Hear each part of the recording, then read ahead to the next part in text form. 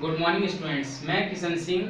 आज इस वीडियो में आपको सामाजिक विज्ञान के बेसिक नॉलेज के बारे में अध्ययन कराऊंगा। जैसा कि हम सभी जानते हैं, सामाजिक विज्ञान जिसे हम सोशल साइंस बोलते हैं और सामाजिक अध्ययन जिसे हम एसएसटी बोलते हैं, तो इन दोनों में बहुत ही ज़्यादा एक प्रॉब्लम क्रिएट होती है पूरे साल बच्चों की। बच्चे यही नहीं समझ पाते कि सामाजिक विज्ञान क्या है, सामाजिक अध्ययन क्या है। तो मैं आज इसी के बेसिक बारे में आपको बताऊंगा कि इनमें क्या फर्क होता है। सामाजिक विज्ञान को हम सोशल साइंस बोलते हैं और सामाजिक अध्ययन को हम एसएसटी बोलते हैं।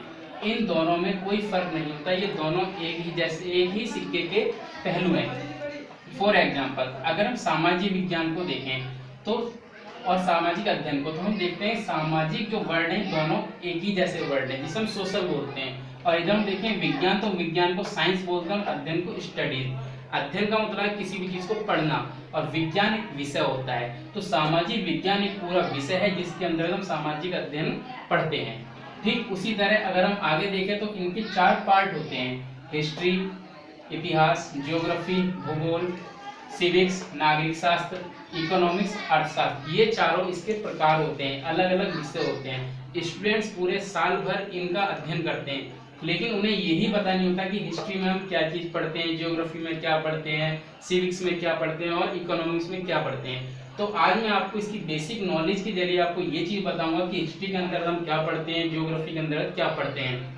जैसा कि आप लोगों ने देखा होगा, एक कंप्यूटर इंस्टीट्यूट में जाते हैं, आप बोलते हैं कि मुझे टैली का कोर्स करना है, तो वो हमसे सीधा यही क्वेश्चन करता है कि सर आपको बेसिक आता है। तो हम बोलते हैं जी बेसिक तो नहीं आता। तो मैं बोलता सर पहले आपको बेसिक करना पड़ेगा, इसके बाद आप टैली करेंगे। तो सेम एग्जांपल यहाँ पर फॉलो हो जाता है। एसएसटी यानी सामाजिक विज्ञान और उसके इन चारों विषयों को समझने के लिए हमें सबसे पहले ये समझना बहुत ज़्यादा जरूरी होगा कि सामाजिक विज्ञान क्या है और इतिहास, ज्योग्राफी, सिविक्स, अर्थशास्त्र क्या है। इसके बारे में फिर हम इसके अंदर जो चैप्टर है उनके बारे में और भी अच्छे से जान पाएंगे, क्योंकि अगर हमारा बेस मजबूत होगा तो हमारा सब्जेक्ट भी बहुत ही ज़्यादा मजबूत हो जाएगा। तो आज मैं आपको सबसे पहले हिस्ट्री, ज्योग्राफी, सिविक्स इनके बारे में बताऊंगा, इनकी बेसिक नॉलेज दूंगा। तो डियर स्टूडेंट्स, सभी बहुत ही ध्यान से इसे सुनिएगा और देखिएगा। हमारा सबसे पहला पॉइंट होता है हिस्ट्री, जिसे हम इतिहास कहते हैं। इसमें हम अतीत के बारे में पढ़ते हैं। हिस्ट्री यानी अतीत। जैसे इसमें कक्षा 8 में सीबीएसई में होता है कि कब, क्यों, कैसे, एक चैप्टर होता है। तो इसका मतलब ये है कि कोई भी चीज कब हुई, क्यों हुई, कैसे हुई। जैसे फॉर एग्जाम्पल हम एक कॉन्स्टिट्यूशन ले लेते हैं, संविधान। तो हमारा संविधान कब बना, क्यों बना, कैसे बना। क्योंकि हमने पढ़ा है कि जो हमारा कॉन्स्टिट्यूशन है, संविधान है, वो 26 जनवरी 1950 को लागू हुआ। लेकिन हमने संविधान को बनते हुए नहीं देखा, हमने सिर्फ बुक्स में पढ़ लिया, क्योंकि वो बहुत टाइम पहले बन चुका था, अतीत की बात है। ठीक वैसे ही हम आए ज्योग्राफी पे। जो हमारा ज्योग्राफी है इसे हम भूगोल कहते हैं, यानी भू प्लस गोल, क्योंकि हमारी भूमि गोल है। तो इसके अंतर्गत हम अपने पर्यावरण के बारे में, महासागर के बारे में, मृदाएं कितने प्रकार की पाई जाती है, कौन कौन सी फसलें होती हैं, इन सब चीजों के बारे में हम जानकारी लेते हैं भूगोल से। इसके बाद अगर हम बात करें अपने थर्ड टॉपिक की, नागरिक शास्त्र यानी हमारा सिविक्स। इसके अंतर्गत कहते हैं हर शब्द अपने आप में कुछ कहता है। तो जैसे यहाँ पर दिया नागरिक शास्त्र, तो नागरिक का मतलब होता है सिटीजन, और शास्त्र यानी उसके अंदर जो हम पढ़ते हैं। तो नागरिक शास्त्र भी एक इसी तरह का विषय है जो नागरिकों के अधिकार, मौलिक कर्तव्य की विवेचना करता है। उनके बारे में हमें बताता है कि एक नागरिक के पास क्या क्या अधिकार है, उसके क्या क्या मौलिक कर्तव्य होते हैं और उसे किस तरीके से समाज में अपने कर्तव्यों को निभाना चाहिए और अपने अधिकारों का हनन नहीं होने देना चाहिए। ठीक उसी तरह हमारा फोर्थ पॉइंट आता है इकोनॉमिक्स यानी अर्थशास्त्र। अर्थशास्त्र के अंतर्गत हम पढ़ते हैं ठीक वो चीज अर्थ यानी भूमि।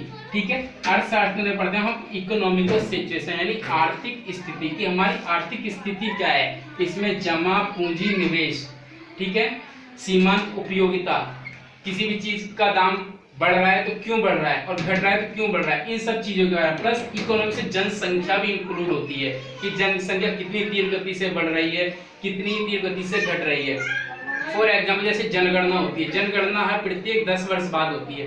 तो जनगणना से रिलेटेड भी हम इकोनॉमिक्स में पढ़ते हैं, जो हमारे पूरे भारत की कितनी जनसंख्या है वो हमें ज्ञात कराती है। तो इस तरीके से ये हमारा पूरा सामाजिक विज्ञान और सामाजिक अध्ययन का एक स्कोप बन जाता है और ये पूरा इसका एक बेस होता है। इसके बारे में अगर सपोज करो हम हिस्ट्री का कोई चैप्टर पढ़े तो हमें तुरंत पता चल जाएगा हिस्ट्री में ज्योग्राफी से रिलेटेड तो कुछ होगा नहीं, क्योंकि हिस्ट्री अतीत के बारे में बताता है। और अगर हमें ज्योग्राफी में कुछ पढ़ना है तो हमें हिस्ट्री का नहीं कुछ मिलेगा।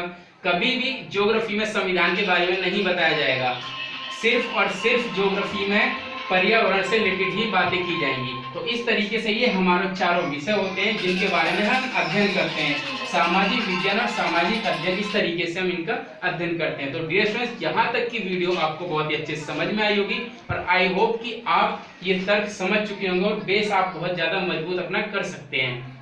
आगे की जो वीडियोज़ हैं उनमें मैं आपके चैप्टर के अकॉर्डिंग जो भी पॉइंट्स होंगे उनके अकॉर्डिंग ही आपको मैं सारी वीडियोस में समझाऊंगा। तब तक के लिए नमस्कार।